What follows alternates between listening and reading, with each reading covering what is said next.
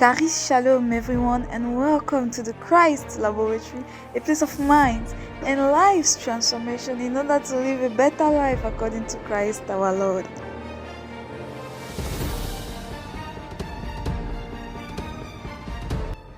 Paris Shalom, grâce et paix à vous au nom de notre Seigneur Jésus-Christ.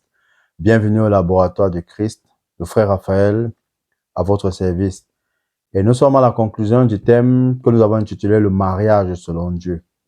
Et je tiens à préciser que, justement, nous parlons du mariage selon Dieu, loin des considérations humaines, en ce sens des subjectivités, comme lave les assiettes, lave les marmites aussi avec ta femme, contribue aux finances du foyer.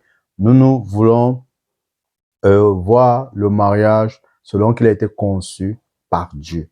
Et maintenant, ces subjectivités ou alors les accessoires, quand tout le monde va se mirer dans la parole de Dieu, chaque couple maintenant s'ajustera et pourra justement décider dans son foyer, l'homme de laver les assiettes avec sa femme, de laver les marmites, je sais pas, de même la laver, ou alors la femme de contribuer dans tout ce qui concerne les finances.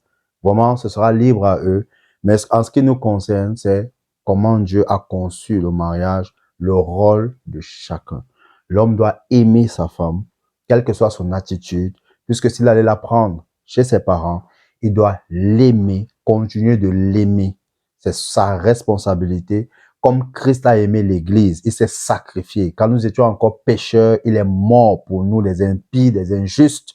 Il est mort et il nous a sanctifiés, nous a purifiés. De la même façon, l'homme doit continuer d'aimer sa femme, quelle que soit son attitude. La femme, en retour, doit se soumettre à son mari.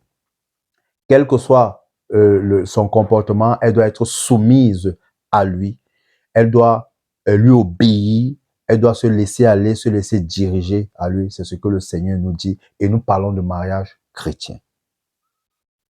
Alors, j'étais en train de dire que maintenant, aimer n'est pas forcément comme nous voudrions. Comme je disais, la femme va dire, moi je suis convaincu qu'il m'aime s'il me fait ci ou ça. C'est là où je sais qu'il m'aime. Et je prends l'exemple de Christ et nous. Il y a des choses que nous demandons, il y a des choses que nous voulons, et elles ne se passent pas toujours comme nous voulons. Oui. Est-ce que ça veut dire que Christ ne nous aime pas? Donc, pour dire qu'une femme également qui a un mari et qui ne fait pas forcément comme elle le voudrait, ne veut pas forcément dire que le mari ne l'aime pas. Oui. Il a d'autres façons à lui de prouver son amour à cette femme. Et c'est ce qu'elle doit maintenant chercher à savoir. Elle doit chercher à connaître son mari de fond en comble. Et ça revient justement, ça m'amène justement à aborder cet autre aspect, justement, de la même façon que l'Église doit connaître Christ pour pouvoir mener une vie épanouie, une vie de satisfaction, de la même façon, la femme doit apprendre à connaître son mari. Parce que c'est ainsi qu'elle pourra bâtir sa maison et avoir un foyer harmonieux, un foyer convivial où il fait bon vivre. Donc, si la femme, maintenant là, je pourrais prendre un exemple. Si la femme sait ce que son mari aime, elle sait ce qui fait plaisir à son mari. Quand il rentre, par exemple, de la maison, comment est-ce qu'il aimerait que les choses soient? Est-ce qu'il voudrait que les choses soient en ordre, soient rangées? Est-ce qu'il n'a pas besoin de câlins? Lui n'a pas besoin de câlins. Elle veut forcer les câlins. Lui n'en a pas besoin. Elle doit s'assurer que c'est comme lui, il aime faire les choses, comme lui, il aime trouver les choses, qu'elle doit faire les choses. Et on pourrait me parler de la réciprocité, mais je voudrais vraiment que nous restons dans le cadre de Christ et de l'Église. Parce que la vérité, c'est que Christ nous aime déjà. Et je l'ai dit, la preuve qu'il nous donne, c'est qu'il est mort pour nous. Comme cet homme, la preuve qu'il vous aime, et je vais vraiment encore insister, je parle des chrétiens, c'est qu'il vous a pris de chez vos parents et a décidé de faire de vous son épouse. Et maintenant, la vérité, c'est que l'amour qu'il a pour vous, qu'il va vous témoigner, qui n'est pas forcément comme vous vous attendez, mais il va vous prouver comme lui, il peut, l'amour qu'il a pour vous. Et vous, ce que vous avez à faire, c'est de vous soumettre et c'est d'apprendre à le connaître. Parce que c'est ainsi qu'en apprenant à le connaître, votre foyer sera harmonieux. Vous connaissez ce qu'il aime, vous connaissez ce qu'il n'aime pas, alors vous faites tout pour ne pas le heurter, vous faites tout pour pouvoir le rendre heureux. Donc,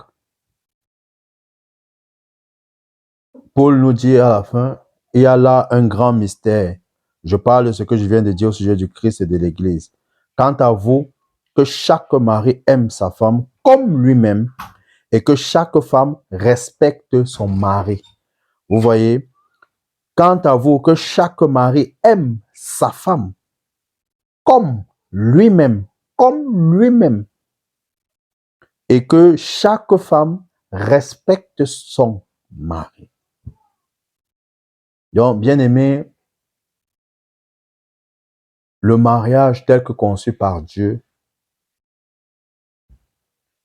a les mariés, le mari et la femme ont des responsabilités.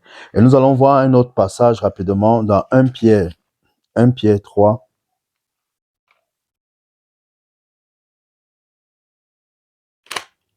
1 Pierre chapitre 3.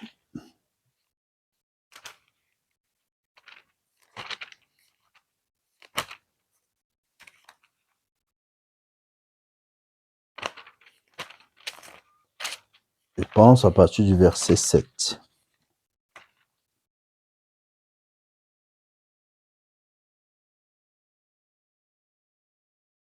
Je vais lire à partir du premier verset, autant pour moi. Vous de même, femmes, soyez soumises chacune à son mari, pour que si certains d'entre eux ne croient pas à la parole de Dieu, ils soient gagnés à la foi sans parole par votre conduite, en observant votre attitude respectueuse et pure. Ouais, ici l'apôtre Pierre parle à la femme de se soumettre à son mari. Et là maintenant, nous allons prendre, c'est dans le contexte de deux personnes qui se sont mariées et qui ne connaissaient pas Christ. Et dans le processus, la femme a cru et le mari pas encore. Alors, l'apôtre Pierre dit que elle peut gagner son mari par son comportement, par son attitude, par sa soumission. Oui, par sa soumission. Ça rappelle justement l'histoire de cet homme de Dieu qui avait fait un séminaire sur le mariage et une femme qui avait cru, donc pendant le mariage, elle avait cru et son mari pas encore, et elle se comportait mal et elle a traité son mari de démoniaque, de démon et vraiment le mettait mal à l'aise dans la maison. Et ce monsieur, lui, il était un chef d'entreprise et après avoir suivi l'enseignement sur le mariage, elle s'est rendue compte de sa mauvaise conduite. Alors, elle décide de se rattraper. Elle appelle son mari quand il est au bureau. Et le mari était surpris déjà d'entendre que sa femme l'appelle chérie. Et quand il réussit à le convaincre que c'est elle, effectivement, qui appelle, parce qu'il ne croyait pas. Il n'était pas convaincu que c'était sa femme. Bien qu'il voyait son numéro s'afficher, il a pensé d'abord que c'est quelqu'un qui avait pris le téléphone de sa femme. Et quand elle lui dit que elle lui a préparé le mets qu'il aime le plus et elle l'invite à venir manger à midi à la maison, le mari même, qui était chef d'entreprise, justement, a appelé tous ses employés et les a libérés pour l'après-midi et leur a dit, il y a un miracle chez moi, je vais aller voir le miracle qui s'est opéré chez moi. Quand il arrive, elle lui offre un accueil les plus chaleureux, elle enlève sa veste et elle a préparé un bain, il allait se laver, il est venu manger son mets préféré, la maison était rangée bien et il voulait savoir ce qui s'est passé. Et sa femme s'est mise à genoux et lui a avoué le fait qu'elle se comportait mal, elle ne savait pas et que ce n'est pas ce que Dieu voulait. Et maintenant, elle s'en excuse. Et le mari a demandé à sa femme comment on fait pour recevoir Jésus. Et c'est comme ça que son mari également est devenu né de nouveau. Le verset 3. Recherchez non pas la beauté que donne une parure extérieure. Recherchez non pas la beauté que donne une parure extérieure, cheveux habilement tressés, bijoux en or, toilette élégante, mais celle qui émane de l'être intérieur, la beauté impérissable d'un esprit doux et paisible à laquelle Dieu attache un grand prix. Ouais, l'apôtre Pierre n'est pas en train de dire de ne pas bien s'habiller, de ne pas, je sais pas, bien se tresser. Ce qu'il veut dire, c'est que la priorité de la femme, ce n'est pas de prendre soin de son corps, mais de son être intérieur, de son âme, parce que c'est ce qui gagne l'homme. C'est la beauté intérieure qui gagne un homme, et non dans le contexte de celui qui se trouve dans un foyer où la femme a cru pendant le processus et l'homme pas. Et c'est cette beauté intérieure. Et ça m'amène juste à me rappeler vraiment, excusez-moi, de prendre cet exemple à l'université où on trouvait des filles, du point de vue humain, on pouvait dire des filles belles, moins belles, laides. Et nous avons fait comme une étude avec des amis et on s'était rendu compte que une fille pouvait être belle, mais elle a un mauvais comportement, une mauvaise attitude, ça efface toute sa beauté et vraiment ça, elle n'était pas bonne à vivre en fait. Par contre, celle-là qu'on pouvait traiter de laide, mais qui était quelqu'un de bien bon comportement, on se rendait compte que c'est comme si ça effaçait sa laideur et tout son être intérieur là qui était beau, n'est-ce pas, faisait irradier la fille en fait. Et on se sentait bien avec elle.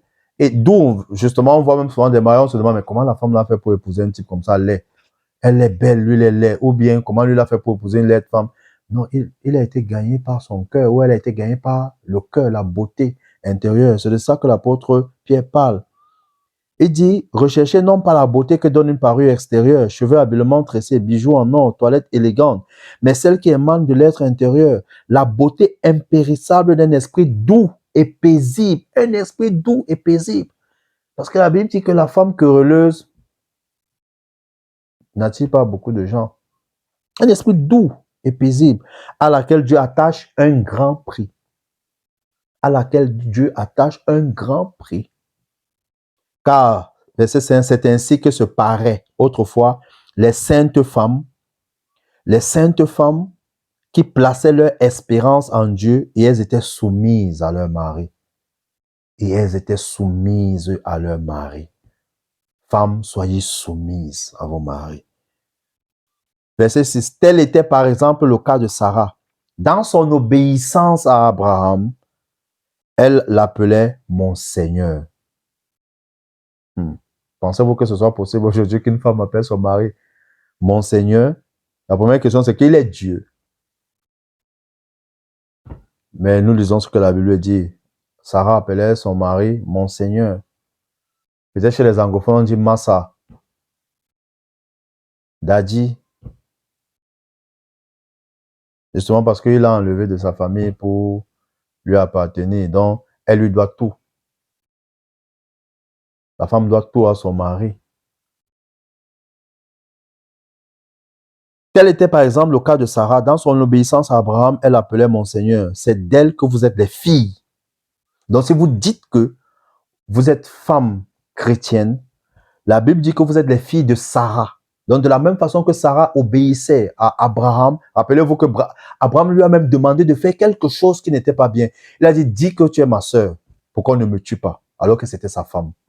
Mais Sarah l'a fait, elle a obéi.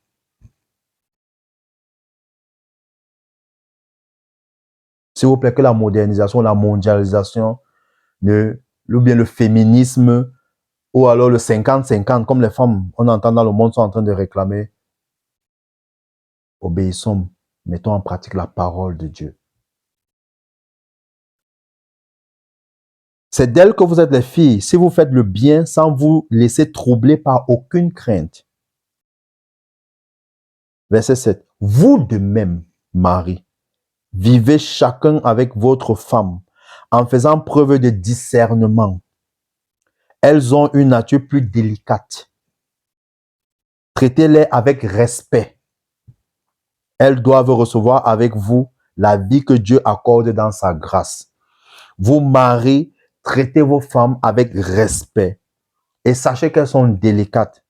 Et pour tout homme véritable qui est marié, c'est que la femme, justement, elle est délicate. Elle est essentiellement émotive. Ça veut dire que dès qu'elle est piquée par quelque chose, vraiment, bon, excusez-moi, même RFI ne voit rien. Radio France Internationale ne voit rien.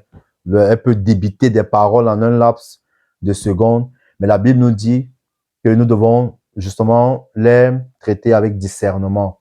Et savoir que pour la majorité, elles sont vraiment émotives et elles peuvent se comporter d'une certaine manière, mais nous ne devons pas oublier que nous devons les aimer.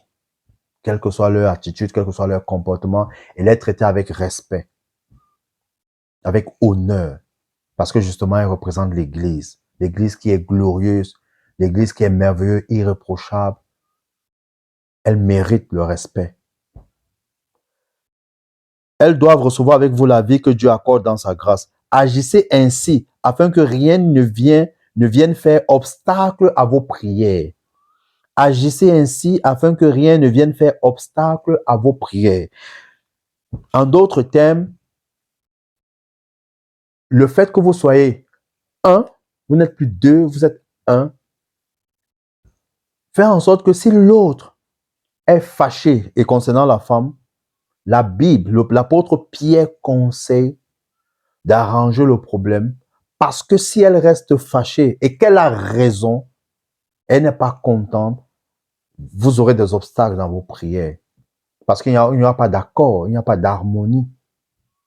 Et nous insistons, elle a raison, homme. Et vous savez qu'elle a raison. La Bible dit, pour que vous n'ayez pas d'obstacles dans vos prières, agissez avec délicatesse vis-à-vis de vos femmes. Et tous ceux qui sont mariés, hommes, vous le savez très bien, que même quand vous voulez sortir de la maison et que madame n'est pas contente et que vous savez que c'est de votre faute, vous savez ce qui se passe généralement dehors, ça ne marche pas. Ça ne marche pas. Bien-aimé, Dieu a initié le mariage, a institué le mariage pour une vie de couple, la vie d'un homme et d'une femme, pour qu'ils aient des enfants, pour qu'ils vivent heureux. Et c'est un processus, même dans le mariage. Ça veut dire la femme qui apprend à connaître son mari, ce ne sera pas évident, ce ne sera pas facile. De la même façon, dans notre marche chrétienne, une fois que nous avons dit oui à Jésus-Christ, nous devons grandir. Nous devons croître dans la connaissance pour pouvoir être épanouis. De la même façon, dans le foyer, dans l'union entre l'homme et la femme, on doit apprendre à se connaître. Surtout la femme qui doit apprendre à connaître son homme, son mari, pour pouvoir vivre une vie de satisfaction dans le mariage, une vie épanouie dans le mariage. Alors, bien-aimés, voici ce que Dieu nous dit concernant le mariage. Quelles que soient les subjectivités que nous pouvons avoir, quelles que soient les idées, nos avis que nous pouvons avoir, ce qui doit primer, c'est ce que Dieu dit.